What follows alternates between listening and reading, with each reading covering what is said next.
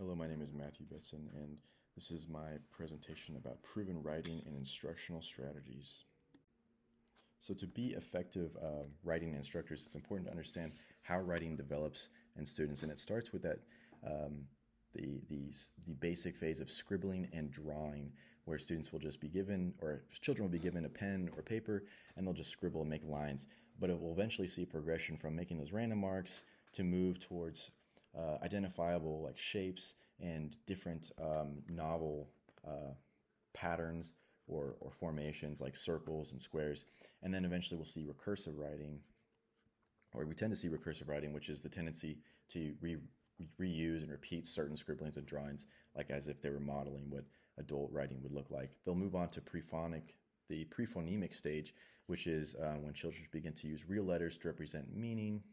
After that, they'll move on to the early phonemic stage, where the letters that they are writing begin to represent actual words, usually with capital letters.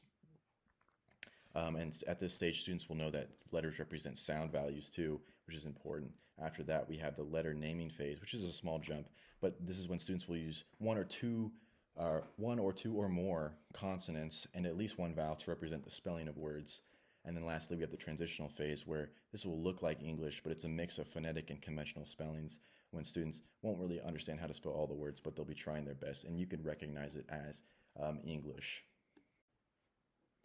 So the sixth-grade writing model is a way of evaluating a student's writing ability, and we have the Beaverton, Oregon School District and Paul Dietrich to thank for this. But what they did is the Beaverton, Oregon School District looked at Paul Dietrich's work, which was an attempt to identify the primary traits of effective writers and students, and he found that ideas and content organization, voice, word choice, sentence fluency, and conventions all contributed to effective writers, and they independently studied this and basically corroborated his ideas. And what these ideas say is like ideas and content, well, that's clear, focused main ideas supported by specific relevant details. With that, you have organization, which is like the logical structure with smooth transitions and a strong beginning and end of a piece of writing. Voice is like engaging, appropriate tone that reflects the writer's personality and suits the audience. Word choice being precise and vivid language that effectively conveys meaning and tone. Then we have sentence fluency. It's using varied sentences that flow well together when read aloud. And they're smooth as well. They're smooth. Conventions would be correct use of grammar. It would be correct use of punctuation and correct formatting throughout, really. These can be graded on a point scale. The 6 traits on a 6-point scale, you can have where the exemplary would be, for example, exemplary of ideas and content would be following the outline from that I previously just spoke of. So, you have main ideas and they're supported well with relevant details. That would be an example of scoring the highest on the point of ideas and content. So research has identified some major guidelines for instructing writing. The first guideline would be 1 hour a day, about half that time spent teaching specific writing strategies, and the other half of that time given to students to practice their writing. And then with that, we also have teaching students to write in a variety of ways, a variety of text structures, and for a variety of audiences. So teaching them to write narrative, expository, persuasive poetry for different audiences would be a great way to follow that guideline.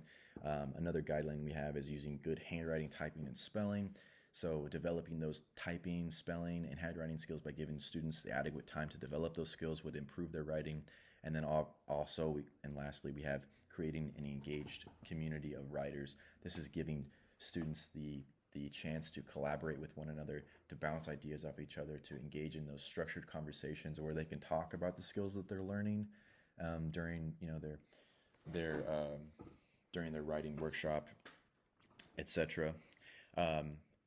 Those 5 stages that I mentioned of the writing process would be pre-writing, drafting, revising, editing, and publishing. With pre-writing, we're really just brainstorming ideas that are emotionally engaging to the students. They're reflecting and maybe researching some ideas to help them when they draft, which is when they're just getting those ideas on the paper or on their computers without really worrying about spelling or grammar or things like that. They're just speaking in their own voice, trying to get their ideas on the paper.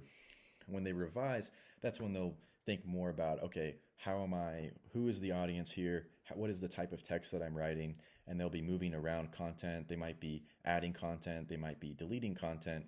This is great to do with student-teacher writing conferences where the teacher will be given a chance to really help the student focus and hone their writing. Editing is great to be done with peers and peer groups where students will work on correcting grammar, spelling, awkward phrasing, things of that nature. A lot of times students will be more accepting of feedback when it comes from their peers, so it's great to do that with them. That also helps to build that engaged community of writers. Finally, we have publishing, where students will be given opportunities to maybe mail their writing if they're working with pen pals, or if they're given a chance, they could do a writer's chair where they present to the class and engage in some feedback or take some feedback, and usually there's an applause break at the end. This is a great way to motivate them. A lot of ways to publish.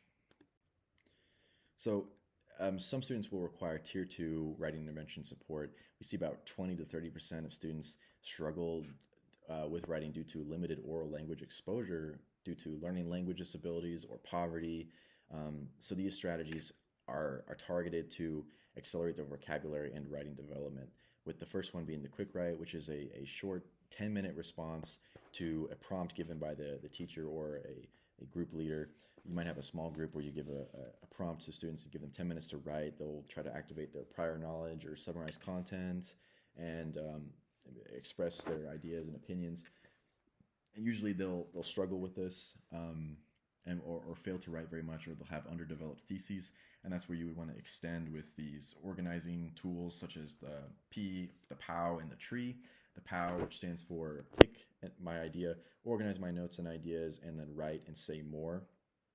And it's a self-monitoring strategy, so students will be accountable for where they are in the writing process, and it's to help them plan as well. And after they've done that planning, they can begin to use the TREE mnemonic device, which is the topic, sentence, reasons, which is usually 3 or more, and then explain the reasons and ending. For English learners, we have strategies such as generous reading, which is where we're just trying to understand the student's meaning, the message, over correcting them for grammar. It's not so much about seeing their fine writing mechanics, but just trying to understand what they're trying to say, because it might be difficult to understand what they're trying to say, and we don't want to stymie their ability to write by just overcorrecting on those grammar mistakes. With interactive writing, it's kind of an extension of that, where we'll be moving on to showing them, okay, how do you write? And we'll do that by planning the text, or we'll start with the shared activity, which is the read aloud, and then we'll move on to planning the text, where we will write a response about the text we just read. Then we could model how our writer thinks as we make writing decisions based on what we're about to write from the planning phase. And then we would share our writing utensil, share our marker with our students so they can contribute to the writing process while the teacher guides and explains. Then there's explicit instruction, where we're teaching specific mechanics like phonics and spelling, and then we reread for meaning at the end. We also know how important it is to build motivation and self-efficacy in our students as we're instructing them in writing. And to do this, we need to really structure our engaging writing activities and experiences that provide supportive feedback for our students.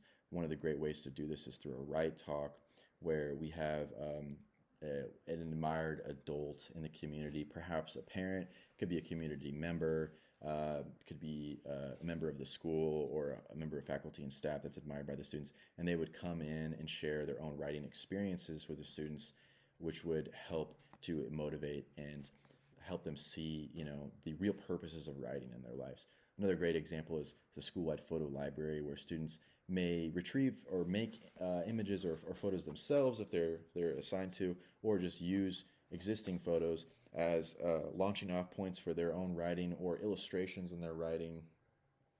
There can be collections made of these photos, and and used as tools for writing, basically. Author's chair would be, as previously mentioned, would be giving students this chance to uh, share their writing to their peers, and usually they get an applause break at the end. It's a great way to promote the idea that writing is a fun thing, that it's a rewarding experience for them. And lastly, that kind of bridges into celebrating writing, where we're recognizing individual student work. Great way of doing this is just posting student work around the room, to help them see that their work is being recognized and they are being celebrated as writers. So really where the most effective writing instruction is going to take place in the classroom is during the writer's workshop, which should be a part of every writing instructor's lesson plan. The first phase of this would be the teacher sharing time. And this serves as an introduction to the writing workshop. And you're trying to inspire the students with engaging language and examples to stir their creativity. You could do this by sharing poems or stories or songs that they've written or you've written to stimulate their thinking and get them excited about like writing. Um, some of the problems that you might run into this, some problems you might see while doing this is lack of engagement. They might not be motivated by your examples as a teacher, for example. And a great way to combat that would be to just provide student examples. If you're finding that they're not motivated by the examples of writing that you provide, a great way to combat it is just to give examples from their writing. The next phase would be the mini lesson. And in this, that we just provide direct instruction on writing skills. You can teach them how to write the narrative style or techniques to work on grammar or punctuation, or how to identify or write topic sentences, for example. It's brief and it's focused, and it's trying to improve those specific writing strategies. Students may feel overwhelmed when you're covering these things, so to abate that problem is you just want to work on building off of earlier lessons, so it's not like you're hitting them with so much information in such a short amount of time. So have your mini lessons build on one another would be the best form of advice there. After that, you're going to have the state of the class. In that phase, each student will just indicate where they're working on, what stage of the writing process they're at. They might be revising, they might be peer conferencing, and then this will help you keep track of where your students are, and it helps them keep them accountable for what they're doing. Possible problem you might see is some students may not be making a lot of progress, and so you can make individual conferences with the students who are falling behind to help them to see where they're at, figure out why they're falling behind, why they're stagnating in their writing, and then that will help them to improve. That's really the whole point of the state of the class. Finally, or phase 4 would be workshop activities, and that's like the meat and potatoes of the writer's workshop. That's when students will be breaking down and to engage in activities like pre-writing, drafting, and revising. They might be peer conferencing, they might be editing, and here they will choose whatever activity best will suit like where they are at in the writing process. Um, um, so while this is happening, that you as the teacher would want to be engaging in your own silent writing to model what good writing behavior would be like. Um, a common problem would be distractions and off-task behavior, because students will be kind of given free rein to go where they want to during this workshop activities area. So to handle that off-topic and off-task behavior or distracted behavior, you would give role-playing to appropriate group etiquette so students would understand how to collaborate productively. So you would demonstrate what that would look like with which each station would look like, what each activity would look like. And of course, you would want to remind them continually of the importance of staying focused so that they can stay on their writing track and get done with their writing when they need to be done with it. The final phase is the student sharing time, and that's when students get to share their work. Great use of, or a great opportunity for the author's chair, which was mentioned previously in this presentation.